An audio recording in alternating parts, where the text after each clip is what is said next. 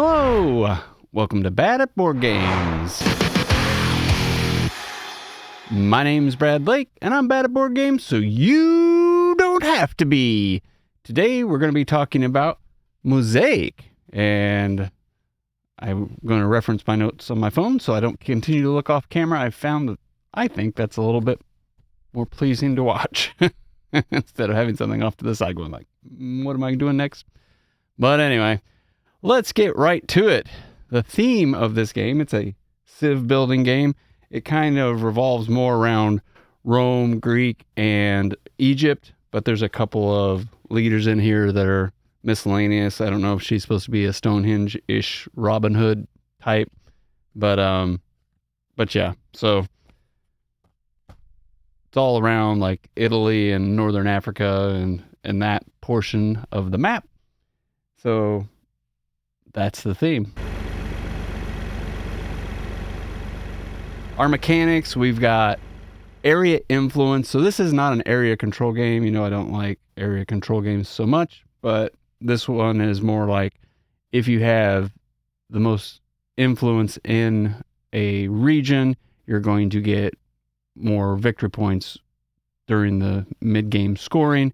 If you're second, you're going to get some points as well. But that's what the area influence is about. It has hand management. And most of the time, you're not going to have a lot in your hand unless you just don't have the resources or the prerequisites to put the cards down. But you're basically going to be building out a bunch of cards that have icons on them, a la Terraforming Mars, that allow you to play other icon technologies and such as you play the game. And then there's an open drafting. You're going to be able to buy cards that are always out in different sections, whether it's tax and tariff, which is a way to get money. You can build projects or wonders or cities, and then you can also get technology cards, and then you can also get food. And then we've got set collection and resource management. So that's mainly what's going on in the game. It's nice. It plays 2 to 6, and we haven't played it at 6, but we have played it at 5 and down to 3, and I haven't played it at 2, but I enjoyed the bigger games, so I'm thinking at 6 would probably be pretty nice. It didn't slow things down. Like even at 5 players, this game just kept kind of coming back, and it's like, oh, it's my turn. And I'm like, what do I do? So it moves quickly because you only get to do one thing on your turn. So the turn overview, I recommend if you go on BGG, there's some great player aids. I think it really helps teach the game. It can kind of help teach you how to play the game as well. But this will kind of walk you through what you can do on your turn. Now, there are 8 actions, and you're going to select one of them. Don't feel too like, oh my God, what? 3 of those actions really aren't going to do that often, and 2 of them are definitely in-game actions. A third one is taxing so that you can get money, but you're not going to want to do that often unless you're kind of leaning into that. But even if you are leaning into taxing your population, you're not going to do it that often. So you're going to potentially work, which allows you to get a resource. You're going to try to increase your population. You're going to try to build something. Or you're going to get a technology card. So there's not, like, oh, you pick one of these 8 things and you're thinking analysis paralysis, but you're really going to be focusing more on like 4 of those 8 things. And then occasionally you're going to look at the other 4, like taking a military action, increasing your military, moving them. You're building a wonder, which is going to be late game because you're going to need a lot of resources and a lot of things to do that. Picking a government, changing your government. You're going to do that maybe once or twice, maybe twice in the entire game. And then what else do we have?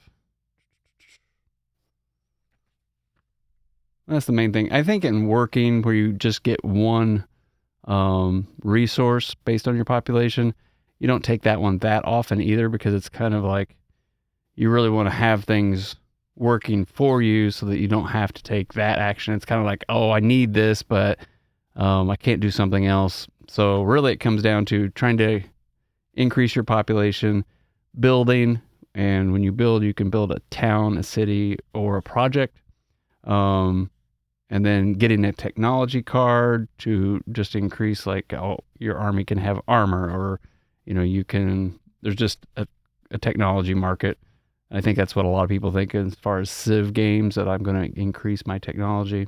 And then tax and tariff. So when you're looking at these things, it's, I'll put something over here, but you're just doing one of those actions, which makes it move quickly. Like, you can be like, I'm going to take this card, I'm going to put this out, and I'm done. And then somebody else can just start going even before you've kind of finished your turn. So that's definitely something I enjoy about this game. Let's see. Pro. For what it is, I haven't played a lot of Civ games, but this is definitely my favorite Civ game. And there's one by Fantasy Flight that I want to play that Toph has. And I was playing something else when the group was playing that. But I really like this. This is not, if you like Age of Wonders or, something that's like that 5 or 6 hour kind of Civ game, this might not be for you. But if you're looking for, I want to sit down for a couple hours, maybe pushing 3 hours if you have more people, but even then, it seems like it went fast for us.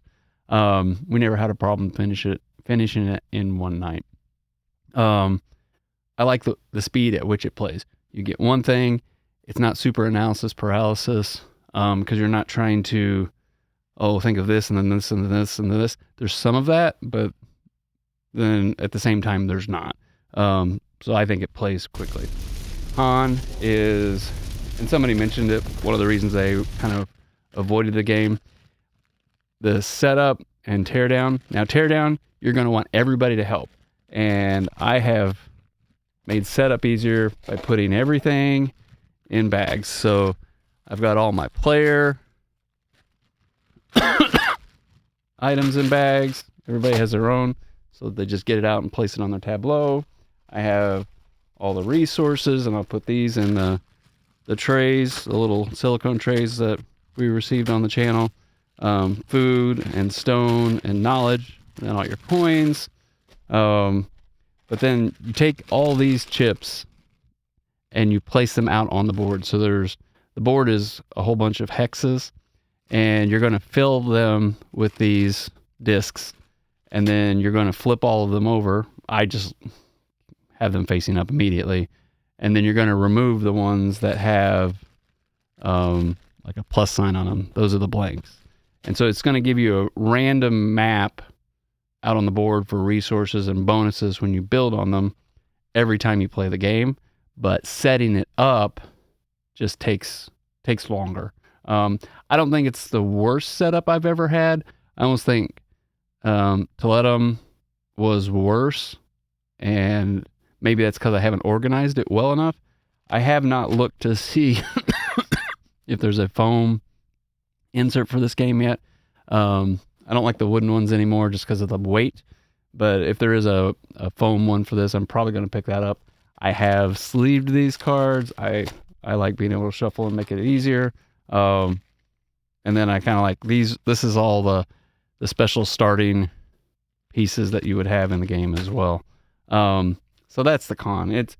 It's not, 15 minutes to set up, but it's not an hour either. The first time you set it up, when you have to punch everything and you have to separate everything, and you're like, I didn't do this and that. That's a little bit daunting that first time. But, I recommend getting everything in bags, having like the technology tiles. There's starting technology tiles along with the big technology tile deck. And so I just separate those. But like I said, I have everybody help separate those at the end. So it ends up not being too bad. I think it's a small con for a game that I like to play. Weight rating, BGG has this sitting at around like a 2.95, and Castles of Burgundy to me is a 3. I think this is actually a little bit easier than Castles of Burgundy. Now the teach and the first learn, for some reason, it's kind of like seems like a little bit more of a hurdle. I don't think it was any more of a hurdle than Castles of Burgundy and trying to understand, what those tiles do and going back and forth and such. But like after you learn it, I think this is easier than Castles of Burgundy. But I agree with BGG's rating of that 2.95. I can see, that first time is enough to make you say like, okay, this is a midweight game. But I would probably veer to maybe saying it's like after you've played it, you've got like a 2.75 kind of game. It's not as heavy, doesn't feel as heavy, maybe because you only have one action to be able to play on your turn. So, my opinion, I think it's a 2.75, and I like it at that. Let's see, what else we got? Value rating. So you can't get this on Miniature Market right now. You can get it on Game Nerds, and you can get it on Amazon, and I didn't look at anywhere else. You're going to get this between like $52 and $56 right now. I believe somebody told me that they have a late back where if you want the Colossal edition, which is like $200, $250, something like that, that's available, and you might be able to get this with that late back. I haven't looked. I don't know if that's on BackerKit, or I haven't seen it on GameFound, so it's probably BackerKit or one of the others. You may have to go search for that.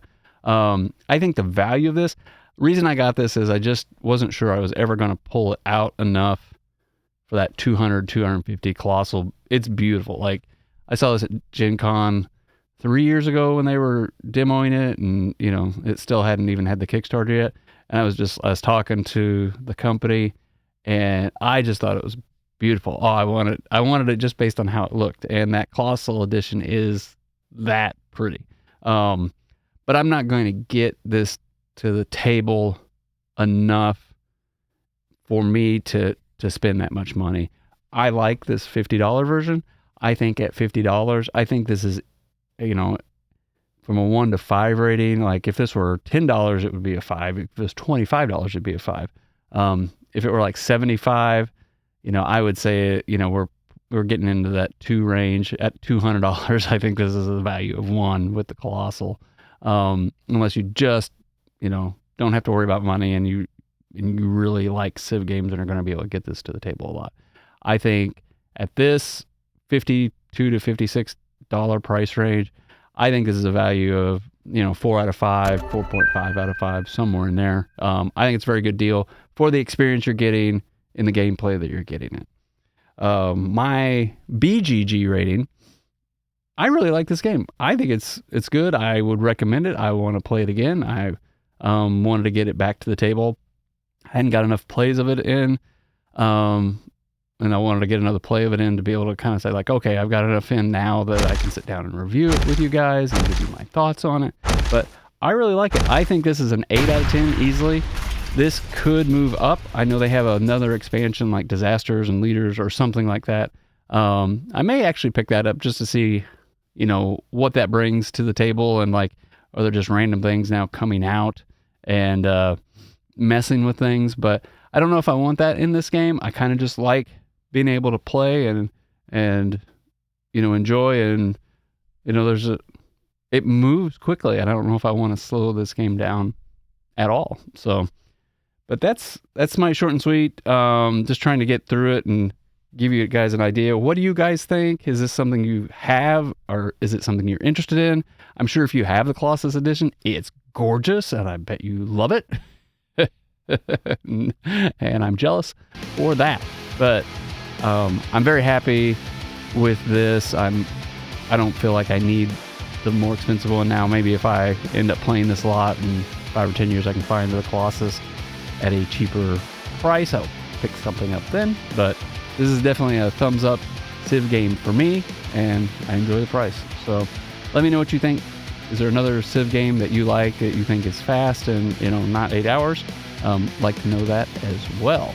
So just remember, no matter how you play, whether it's solo, with family, or friends, enjoy whatever you are bringing to the table. Have a great night.